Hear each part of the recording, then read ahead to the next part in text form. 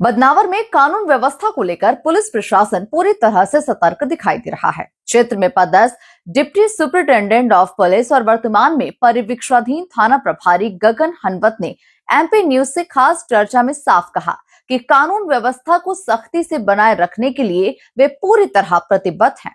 आपराधिक प्रवृत्ति के लोगों को किसी भी प्रकार का संरक्षण नहीं दिया जाएगा। देखिए ये खास बातचीत। नमस्कार, एमपी न्यूज में आपका स्वागत है। आपके साथ मैं हूं पवन वैष्णव। वर्तमान में हमारे साथ मध्य प्रदेश राज्य सेवा आयोग 2020 की परीक्षा में उत्तीर्ण डीएसपी गगन हनवत जी हमारे साथ में मौजूद है, जो कि परिवीक्षा अवधि में कानवन थाने पर थाना प्रभारी के रूप में पदस्थ है। यहाँ पर लगभग 3 माह के लिए इनकी पदस्थापना हुई है। क्षेत्र में अपराधियों की रोकथाम के लिए भरसक प्रयास किए जा रहे हैं। अपराधियों में पुलिस का खौफ है। आइए चर्चा करते हैं डीएसपी गगन हनवत जी से और जानते हैं कि इनकी ये पहली पदस्थापना एक थाना प्रभारी के रूप में हुई है। क्या कुछ इनको सीखने को मिल रहा है यहाँ पर और क्या कुछ चुनौतियां। नमस्कार सर। नमस्कार। पहली पदस्थापना आपकी यहाँ पर है, क्या कुछ लगता है पुलिस के लिए क्या चुनौती होती है? पुलिस को अनेक प्रकार की चुनौतियों का सामना करना पड़ता है पवन। सबसे जो एक प्रमुख चुनौती जो देखने मिलती है वो है दो समाजों के बीच का वर्गों का संघर्ष। इसके अलावा सट्टा जुआ, शराब का अवैध परिवहन, दोपहिया वाहनों द्वारा तेज वाहन चलाना, चौपहिया वाहनों द्वारा तेज वाहन चलाना, सड़क दुर्घटना। इसके अलावा भी बहुत से जमीन के आपसी विवाद जो होते हैं, ये एक प्रमुख समस्या है जो पुलिस को सामना करना पड़ता है अपनी दिन प्रतिदिन की दिनचर्या में। तो मुख्य काम तो यही है। और इसके अलावा एक बहुत मानसिक रूप से भी जो पुलिसकर्मी जो होता है वो बिजी होता है, तो उसको अपने पारिवारिक स्थिति के साथ अपने जॉब को मेंटेन करना, ये एक बैलेंस बना के चलना होता है, जिसमें कई बार मुझे ऐसा देखने मिला अभी शुरुआती दौर में कि वो बहुत परेशानी की स्थिति में रहता है। तो ये प्रमुख चुनौतियां हैं जो एक पुलिस कर्मी जो होता है वो सामना करता है। सर, जैसे आपने तैयारी की थी उस दौरान अच्छा लगता है कि डीएसपी के पद पे चयन हुआ, काफी बधाइयाँ मिलती है। लेकिन जब यहाँ पदस्थापना हुई तो एक संघर्ष का सफर प्रारंभ हो जाता है। राजनीतिक प्रेशर आता है, अधिकारियों का प्रेशर आता है, जनता का प्रेशर आता है, मीडिया का प्रेशर आता है। क्या लगता है जो लोक लुभावनी दुनिया होती है वो सही होती है, या जब हम संघर्ष कर रहे होते हैं, लोगों के साथ में न्याय कर रहे होते हैं, कैसा महसूस होता है? संघर्ष का जो वक्त होता है जब आप पढ़ाई करते होते हैं, तो उस दौरान तो हमें केवल एक किताबी नॉलेज होता है। हम किताबों में जनरल जो फैक्ट्स होते हैं, जनरल नॉलेज, इसके बारे में पढ़ते हैं। लेकिन जब हम वास्तविकता में उस नौकरी को करते हैं तो हम उसकी वास्तविकता से रूबरू होते हैं। जैसे पुलिसिंग में अनेक प्रकार के दबावों को हमको झेलना पड़ता है। जनता का दबाव होता है, अनेक प्रकार के राजनीतिक संगठन, इनका एक दबाव आपको झेलना पड़ता है आपकी विवेचना के दौरान। लेकिन असली जो न्यायिक पद्धति के अनुसार से ही काम हमें करना पड़ता है। चाहे आगे का कितना भी हमें दबाव आए, किसी भी दल का दबाव आए या किसी जनता का दबाव आए, अंततः हमें काम जो है वो हमारी जो किताबें हैं, सीआरपीसी, आईपीसी जो पूर्व में थी, अभी बीएनएस बीएनएसएस हो चुकी है नए कानूनों के कारण, तो उनको ही आधार बनाकर, उनमें जो शब्द लिखे हैं उन्हें आधार बनाकर आखिर में हमें उसी हिसाब से काम करना पड़ता है। क्योंकि अगर हम दबाव में आकर कार्रवाई कर भी दें किसी प्रकार की, तो अंत में जब वो न्याय प्रणाली में जाती है, प्रक्रिया कोर्ट में जब प्रस्तुत होता है वो केस, तो कहीं ना कहीं वो कमजोर हो जाता है और जो अपराधी है उसे उसका लाभ मिल जाता है। तो मेरे तो यही है, एक मैंने ये बना रखा है अपने लिए एक मार्ग कि मुझे न्याय के ही मार्ग पर चलना है और उस पुस्तक का ही अनुसरण करना है, उस संविधान के अनुसार ही काम करना है जो 1947 में हमारे देश में अपनाया गया, 1950 में लागू हुआ। तो उसके अनुसार ही मैं कार्य करने की कोशिश करूंगा। सर, मध्य प्रदेश राज्य सेवा आयोग 2020 की परीक्षा आपने उत्तीर्ण की है। एक लंबी तपस्या होती है मध्य प्रदेश राज्य सेवा आयोग की परीक्षा उत्तीर्ण करना, 3 फेज़ों में होती है। कई विद्यार्थी इस दौरान नेगेटिव भी हो जाते हैं। अभी हाल ही में 2023 के एमपीपीएससी का रिजल्ट आया है। कुछ का चयन हुआ है, कुछ का चयन नहीं हुआ है। जैसे आपका भी चयन हुआ था 2020 में। एक नेगेटिविटी आती है, अंतराल जो बीच का गैप रहता है। जिन लोगों का चयन हुआ है उनको क्या संदेश देंगे, और जिन लोगों का चयन नहीं हुआ है उनको किस प्रकार से मोटिवेशन देने का काम करेंगे? निश्चित ही बहुत लंबी प्रक्रिया होती है। मैं अपना ही बताऊं तो मैं 2016 में मैं ग्रेजुएशन करने गया था। 17 में मैंने तैयारी चालू कर दिया था एवं 20 की जो परीक्षा है उसका परिणाम जो था वो 24 में आया। तो इस दौरान अनेक प्रकार की हमें मानसिक स्थिति से गुजरना पड़ता है। अनेक प्रकार के दबाव होते हैं, पारिवारिक दबाव होता है, दोस्तों का दबाव, समाज का दबाव होता है, जिसको हमें झेलना पड़ता है। एक अवसाद की स्थिति भी निर्मित होती है। जिसका जल्दी सिलेक्शन हो जाता है, उसके लिए तो मैं यही कहना चाहूँगा कि आप अब इस फील्ड में आ चुके हैं, आप अपने न्याय के हिसाब से जो भी कार्रवाइयाँ हैं वो करें।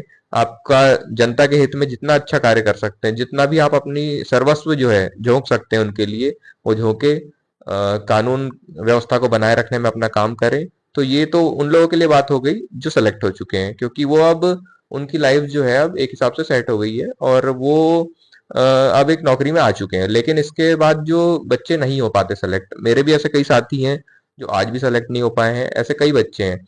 अगर हम प्रतिशत के बारे में देखें तो अगर 1 लाख बच्चे एग्जाम में बैठते हैं तो मुश्किल से 400-300 बच्चे ही जो रहते हैं वो सेलेक्ट होते हैं। तो बाकी जो 99,000 बच्चे हैं या उससे अधिक, उनका क्या होता है? तो आप लोगों को घबराना नहीं है कभी भी। आप लोग को मेहनत करते रहना है। मेहनत का कोई सानी नहीं होता, मेहनत के अलावा कोई ऑप्शन नहीं होता। किस्मत जो होती है वो भी उसी का साथ देती है जो मेहनत करता है। तो अगर आप अपनी मेहनत पे भरोसा रखें, तो आपको सफलता जरूर मिलेगी। क्योंकि बस हाँ, इस चीज में ये कहना चाहूंगा कि परिवार का एक सपोर्ट जो है उस बच्चे को मिलना चाहिए। क्योंकि वो अगर वो बच्चा वास्तविकता में मेहनत कर रहा है तो वो चीजें झलकती भी है उसके व्यवहार में, उसकी दिनचर्या में भी झलकती है। और उसके परिवार का अगर उसको सपोर्ट मिल जाता है तो वो भले ही कुछ समय असफल होगा, लेकिन मानसिक रूप से वो निश्चिंत रहेगा कि मेरा परिवार जो है मेरे पीछे खड़ा है, मेरा समाज जो है मेरे पीछे खड़ा है। तो हमें एक समाज के रूप में, एक परिवार के रूप में, जो बच्चा वास्तविकता में तैयारी कर रहा है उसका कभी मनोबल डाउन नहीं करना चाहिए। उसके मनोबल को हमेशा ऊंचा उठाने का प्रयास करना चाहिए। और उस बच्चे को भी अपनी दिनचर्या में कुछ पल जो है वो मेडिटेशन के लिए या अन्य ऐसी किसी गतिविधि के लिए 1 घंटे अपने हर दिन में निकालना चाहिए, जिससे उसका जो मूड है वो फ्रेश रहे। वो अपने जो काम है, पढ़ाई है, 8-9 घंटे जो पढ़ रहा है वो अच्छे से कर पाए। तो मेरा यही है कि बच्चों को अपना मनोबल खुद भी हाई रखना चाहिए और परिवार और समाज को भी उसके मनोबल को ऊंचा रखना चाहिए। सर, अब जब से यहाँ आए हैं, सामाजिक कार्य कर रहे हैं कि स्कूलों में कैंप लगा रहे हैं, अभियान चला रहे हैं, पुलिसिंग, सोशल पुलिसिंग जिसको बोलते हैं। लेकिन कहा जाता है कि first impression is the last impression. अब जब से आए हैं, कुछ छोटे अपराधियों की धरपकड़ भी जारी है। क्या आप यहाँ से जाने के पूर्व कुछ ऐसा करके जाएंगे कि जाने के बाद भी लोग आपको यहाँ पर याद रखें? बिल्कुल, जब से हम आए हैं यहाँ पे तो मेरा हालांकि 3 महीने का ही यहाँ प्रशिक्षण अवधि है। 3 माह के लिए मैं यहाँ तक हूँ, यहाँ पर हूँ। लेकिन मेरा प्रयास यही रहेगा कि मैं हर दिन कुछ ऐसा बेहतर करूँ कि इस क्षेत्र के लोगों को मैं जब जाऊं तो लगे कि कोई अधिकारी आया था जिसने कोई काम किया है। हमने अभी फिलहाल में एक ब्राउन शुगर की एनडीपीएस के तहत एक जो आरोपी था उसे पकड़ा। इसके पश्चात हमने सट्टे पर भी एक माइनर कार्रवाई की। हालांकि वो बहुत बड़ी कार्रवाई नहीं है, लेकिन एक संदेश जो है वो जाता है उस वर्ग में जो इस प्रकार की जो गतिविधियां हैं वो करता है। तो एक या तो वो सतर्क हो जाए या तो वो फिर इस कार्रवाई का सामना करने के लिए तैयार हो जाए। क्योंकि मैं किसी भी स्थिति में इस प्रकार की जो इलीगल एक्टिविटी जो चल रही है सट्टे की, या किसी भी प्रकार का ऐसा कोई परिवहन चल रहा है, अवैध परिवहन चल रहा है, या कोई भी ऐसी अवैध गतिविधियां जो इस क्षेत्र में संचालित हो रही है, तो उनके लिए बस एक ही संदेश है उन लोगों के लिए कि या तो आज बंद कर दें, और अगर नहीं करते तो परिणाम भोगने के लिए तैयार रहें। फिर एक अंतिम सवाल है, गोवंश तस्करी का एक बड़ा मामला है। यहाँ पर क्षेत्र में सक्रिय रहता है गोवंश तस्करी जो है, उसको लेकर आने वाले समय में कोई कदम उठाने का प्रयास करेंगे? बिल्कुल, गोवंश जो है अधिनियम के तहत हम बिल्कुल कार्रवाई करेंगे। जब भी हमको ऐसा मामला संज्ञान में आता है तो निश्चित तौर पर हम कार्रवाई करेंगे। क्योंकि अ, इस प्रकार की गतिविधियां जो है वो क्षेत्र में जो है तनाव की स्थिति निर्मित करती है। अंतर धार्मिक भी इसमें विवाद क्रिएट होता है, लॉ एंड ऑर्डर की कंडीशन बनती है। तो हम बिल्कुल भी नहीं चाहते कि कानवन जैसे क्षेत्र में, जो कि अपने आपसी सौहार्द के लिए जाना जाता है, जहाँ लोग मिलजुल कर रहते हैं, ऐसी इन छोटी और ऐसी जो गतिविधियां हैं तुच्छ टाइप की, तो इससे लोगों में आपस में बैर बढ़े। यहाँ के लोग बहुत मिलनसार हैं, सभी एक दूसरे से मिलकर ही रहते हैं। अधिकतर लोग, ज्यादा किसी सबको अपनी किसानी, अपनी पढ़ाई, अपने व्यवसाय से मतलब है। लेकिन इस प्रकार की जब गतिविधियां होती है तो इन लोगों के बीच में टकराव की स्थिति उत्पन्न होती है। तो हम बिल्कुल प्रयास क्या, हम निश्चित तौर पे मैं कह सकता हूँ कि जब भी मुझे मामला संज्ञान में आएगा तो हम निश्चित तौर पर इस पे कार्रवाई करेंगे। क्षेत्रवासियों को कानून व्यवस्था बनाए रखने के लिए क्या संदेश देना चाहेंगे और अपराधियों को क्या संदेश देना चाहेंगे? क्षेत्रवासियों से तो यही अपील है कि पुलिस विभाग का हम यही उनसे आग्रह करेंगे कि अधिक से अधिक सहयोग प्रदान करें। रोड सुरक्षा के लिए अभी हमारा अभियान 1 सप्ताह के लिए चल रहा है। हालाँकि ये अभियान कोई सीमित अवधि का नहीं होता है, ये तो एक लॉन्ग टर्म का होता है। तो पहले तो रोड सेफ्टी में बोलना चाहूँगा कि सभी हेलमेट लगाकर चलें, क्योंकि यहाँ से हाईवे गुजरता है, तो हाईवे में चलें तो हेलमेट लगाकर चलें, और जब भी बाइक चलाएँ, कार चलाएँ तो सीट बेल्ट पहने, और बाइक चलाएँ तो हेलमेट पहने। इससे आपका ही जीवन बचेगा। दूसरा निवेदन ये भी करूँगा कि किसी प्रकार की जो हम लोगों को भी एक समस्या का सामना करना पड़ता है कि बहुत शिकायतें होती है।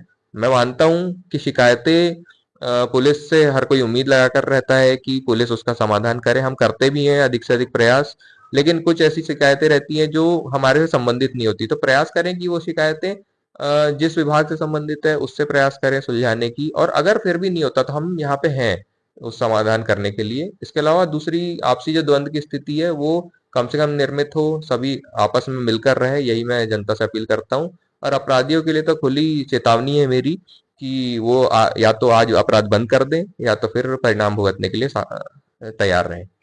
ये थे डीएसपी गगन हनवत जी, जो कि कह रहे हैं कि सोशल पुलिसिंग के माध्यम से जनता का सहयोग किया जाएगा, और जो अपराधी है उनको चुनौती भी दी जा रही है कि या तो वो अपराध को रोक दे या फिर परिणाम भुगतने के लिए तैयार है।